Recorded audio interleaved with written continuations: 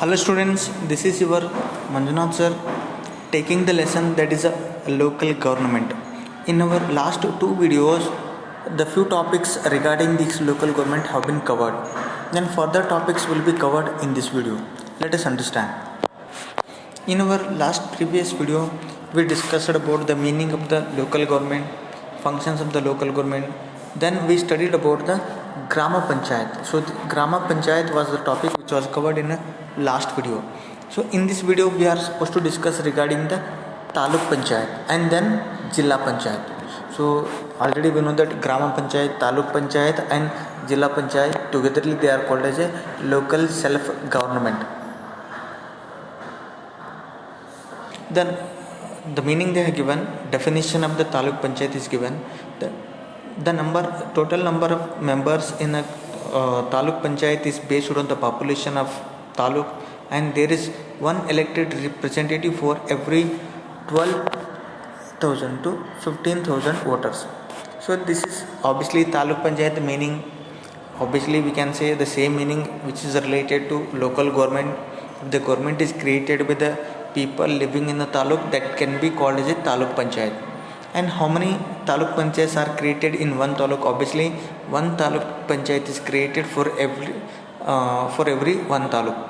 And remember one more thing, there will be one elected representative for every this much population, means 12,500 to maximum only 15,000. For these population, one person will be elected, one Taluk Panchayat member.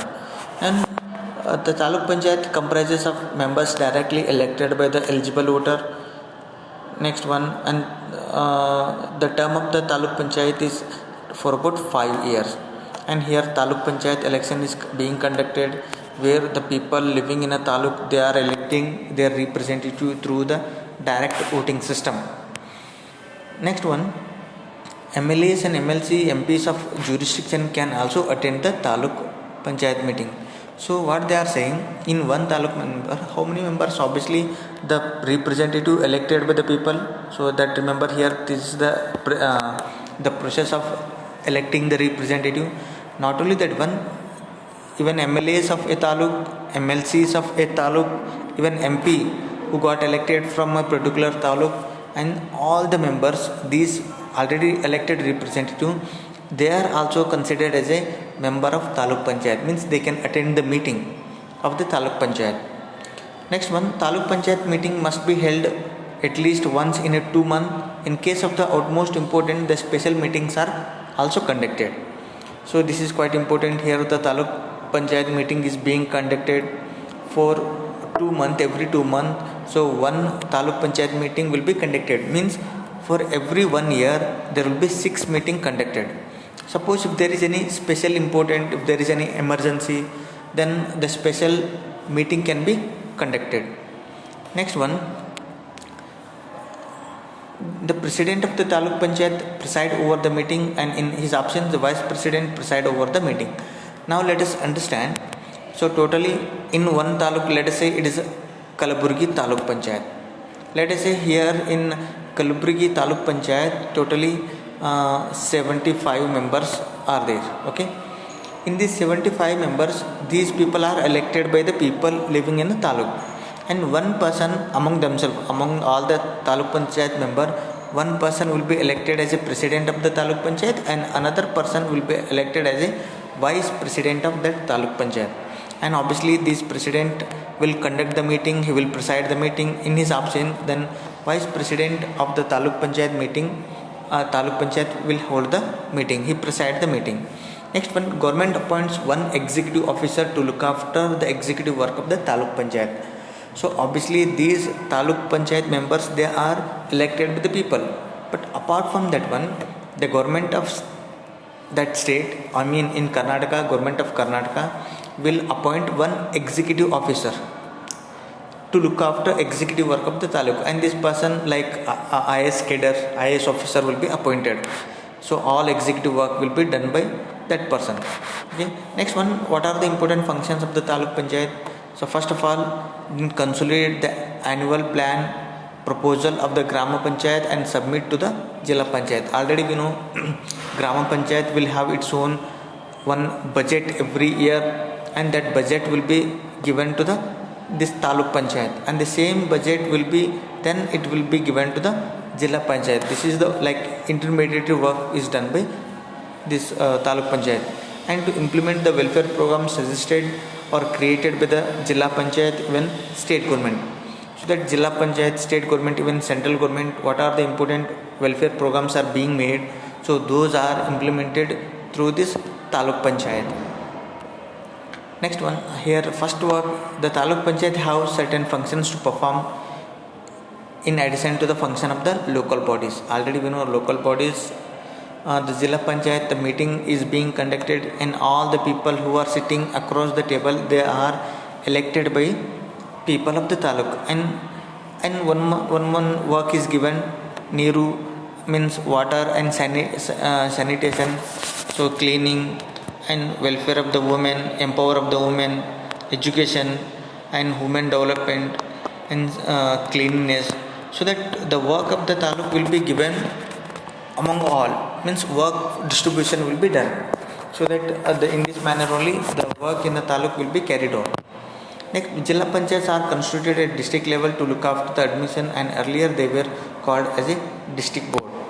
Next one, the members of the Zilla Panchayats are directly elected of the people of the district. Already we know all the members in the Zilla Panchayat, they are elected with the people living in that district. Next one, total number of the representatives vary from one district to another districts and based on the population. If one district is having the high population, then that Zilla Panchayat will have the more number of the members in that Zilla or district. And in Kodagu, one member is elected for every 18,000 population. And in Chikmagaluru, Uttar Kannada district, one member are elected for every 30,000 population. So that here this vary from one district to another district based on the population. And in Bangalore urban district, one member is elected for every 20,000 population.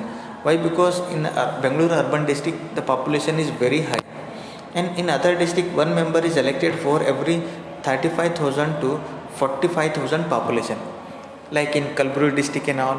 So in Kalburgi also we are having our own Zilla Panchayat, and the members of the Zilla Panchayats are elected by the people of Kalburgi, and one Zilla Panchayat member in Kalburgi elected for by every 35,000 to 45,000 population. And you can understand, you can calculate, so that how many members are there in Zilla Panchayat in Kalburgi by the population of our Kalburgi district. Okay, and total term of the member is, already we know that is 5 years. If once they got elected by the people through the election, and they will remain in the office for next 5 years. And Zilla Panchayat meeting are to be held at least once in 2 months, and Zilla Adhyaksha or President presides over the meeting of the Zilla Panchayat. Next, the President has power to sanction 1 lakh rupee for relief measures during the period of the calamities, like natural calamities and all, so that 1 lakh rupees will be given for every candidate, okay, for work to be done. Next one, see, calamities means they are talking about the natural calamities like earthquake, eruption of volcanoes, and like tsunami, here wind is coming, and tufan, something, if something happens which are caused by the nature, and these are called as a natural calamities. So under such situation, 1 lakh rupees relief fund will be provided. This can be done by the president of that Zilla Panchayat. Next one, the 5 standing committees are also formed for efficient administration of the Zilla Panchayat. This is quite important. First of all, an chief executive officer, CEO, equal rank to the district commissioner, is also appointed by the state government to look after the executive work of the Zilla Panchayat. In the case of Grama Panchayat, so that one PDO is appointed, and this PDO is appointed by the government, so that all the executive works are looked after by the PDO.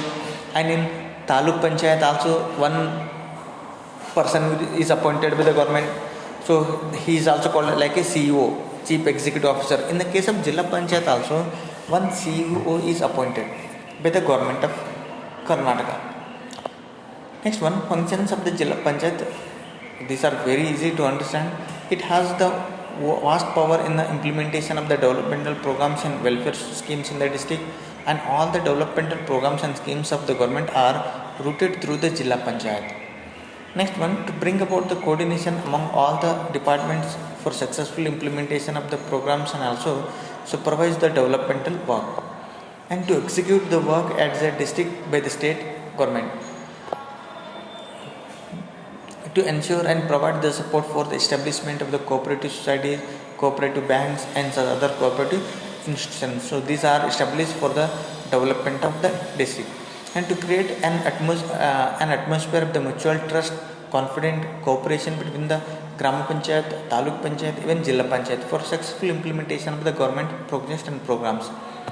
Next one, a separate election commission is also created at the state level to conduct the elections to the local bodies as per the Panchayati Raj Act 1993. So that when we talk about the election commission in India, we can get to see two election commission. So two election commission can be seen. One is Election Commission of India, and this will conduct the election to the parliamentary bodies, Rajya Sabha, Lok Sabha, and election to the president is also conducted by the Election Commission of India. Even this will conduct the election to all MLAs election, state legislative assemblies and legislative council. So that these are the important elections are conducted by Election Commission of India. Then when we talk about the state election commission, state election commission, so every state is having one election commission in their respective state. And what is the important work of the state level election commission of India, state election, and they will conduct the election to the Gram Panchayat, Taluk Panchayat and Zilla Panchayat. So these elections are conducted by not Election Commission of India, rather we should say State Election Commission in respect to state. In Karnataka we are having our State Election Commission, and that will conduct the election to the Gram Panchayat, Taluk Panchayat, even Zilla Panchayat. Next one, urban local bodies. So far we discussed about the rural local bodies. Now let us understand urban local bodies. Rural local bodies like Gram Panchayat, Taluk Panchayat and Zilla Panchayat, these are called rural local bodies.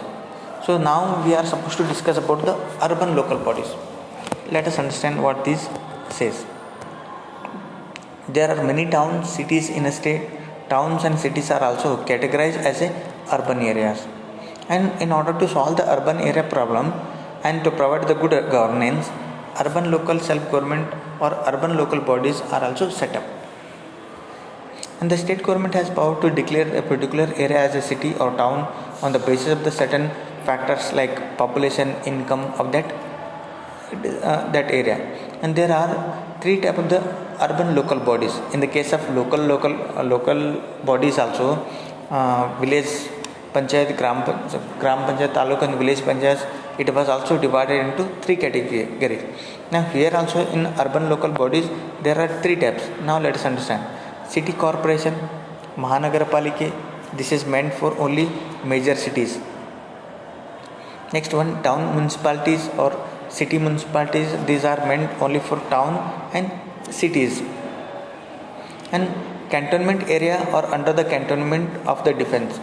So that in Karnataka also we are having certain cantonment area, and if there is any, this is done for the it will be under the control of the defense. Okay.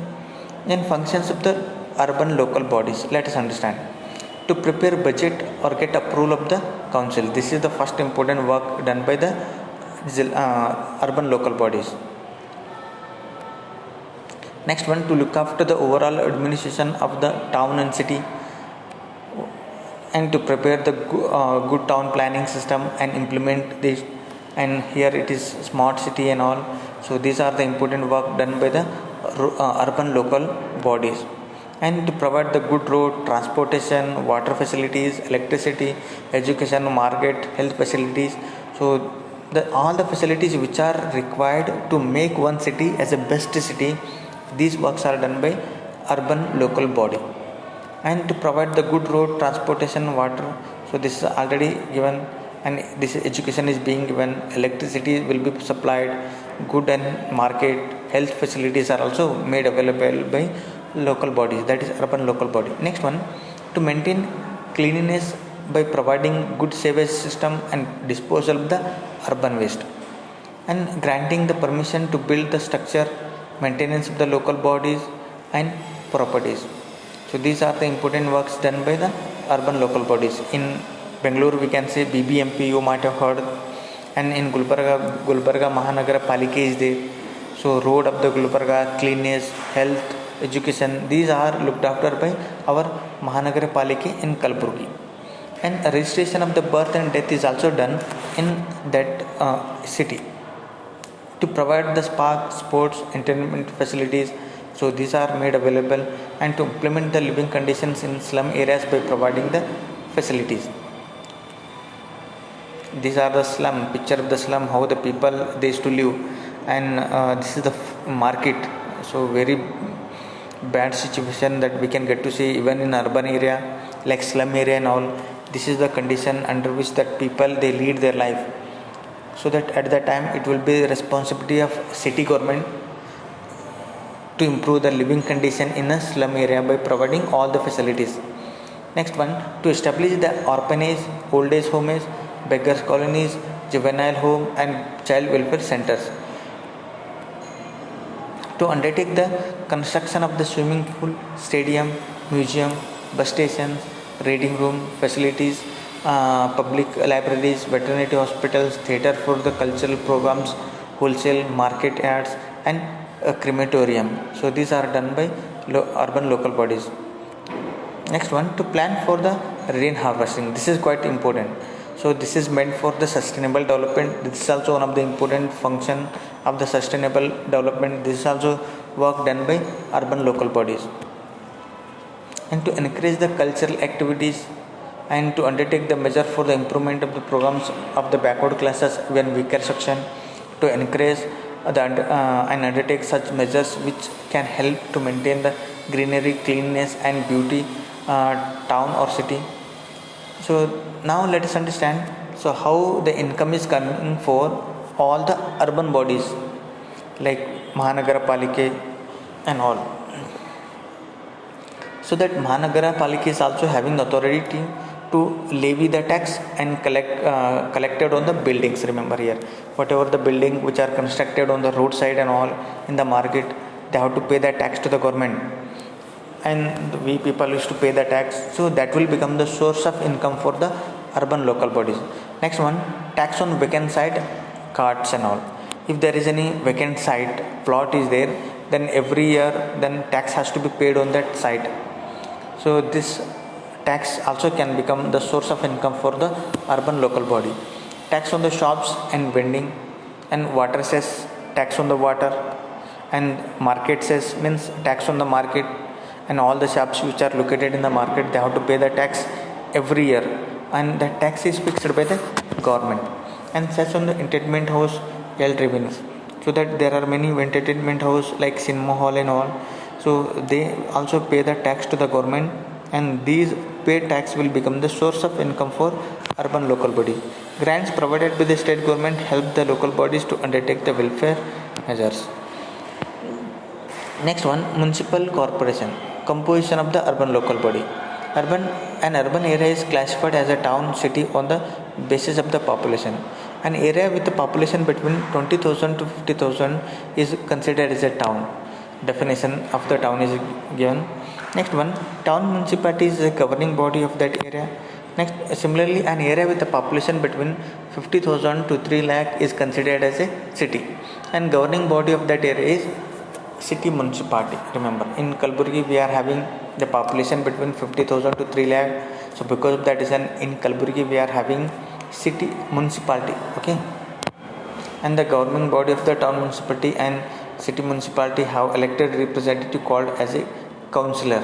Even Kalburgi also we are having our own councillor, and councillors are directly elected by the people living in that city or town. And the town municipality, the number of the councillors are between 23 to 27. Area with the municipality number is between 31 to 37. Next one, beside the state government nominates the 5 members to the municipal administration, and these mentioned nominated members that also take part in the debate and discussion of the council meeting but have no right to vote. So already we know that all these councillors, they are elected by the people living in that city. But apart from these representative or councillor, even state government nominate 5 members to the municipal corporation.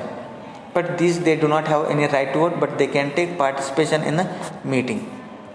Next one, the local MLA, MPs, MLCs also they can attend the council meeting, and they also can vote. The president, vice president are also head of the local bodies. They are elected by the councillors. The term of the local urban local body is obviously 5 years, and under certain special circumstances the state government has power to extend the term. So let us say nowadays the same thing is happening in Kalburgi. Means 5 years back, then all the councillors were elected and for 5 years, and that 5-year term has been extended, means expired. Because of the COVID-19, now the special circumstances, then it has been extended. The term of all the councillors has been extended for next 6 months. But elections are likely to happen anytime, and the 4 standing committees are also constituted for the smooth and efficient administration of the local bodies. Chief officer is administrative officer of the municipal body, and he is also appointed by the government. Next one, city corporation or Mahanagarapalike. City corporation and Mahanagarapalike are constituted as per the Karnataka Municipal Act 1976. City corporation and Mahanagarapalike both are same, are formed in an area more than 2 lakh population and income is more than 1 crore. Obviously in Kalburgi, the income of the Kalburgi city is more than 1 crore rupees, and the population is more than 2 lakh. Because of that reason, in Kalburgi we are having the Mahanagarapalike or city corporation. The member of the city corporations are called as corporators, and the number of the in the corporation is decided on the basis of the population of that area, and the number of the corporators should not get generally be not less than 30 years, not more than 100. The state government decides the size of the corporation, and there are 10 city corporations and 1 Bruhat Mahanagara Palika BBMP in Karnataka. So totally we are having 11 Mahanagarapalike in our Karnataka state. So it is Mysuru Mahanagarapalike, Bali Mahanagarapalike, Ballari Mahanagarapalike, Belgavi Mahanagarapalike. So this is Kalburgi Mahanagarapalike, Davangere Mahanagarapalike, Mangalore, in Shivamogga, Tumkur, it is Bijapur, Vijaypur, now name has been changed. So that totally we are having 10 Mahanagarapalikas and 1 Bruhat Bengaluru Mahanagarapalike. So totally we can get to see corporations 11. Total number of the corporation 11. Cities divided into smaller electoral divisions that called as a ward. 1 corporator is elected from each ward, and corporators are directly elected people living in that city. And the term of the corporator is obviously 5 years, and the term can be extended up to 1 year by the state government depending upon the situation. And mayor and deputy mayors, these are leaders of the corporation. They are elected by all the corporators. Their term is obviously 1 year, and mayor presides over the meeting of the corporation. Commissioner is a real executive of the city corporation generally, and IS officer is also appointed by the government. And the commissioner is appointed by the state government for the term of the 3 years, and he participates in the councilling meeting and also provide the required information to the council, implement the decision of the council. So these are the important things that we studied. Thank you all.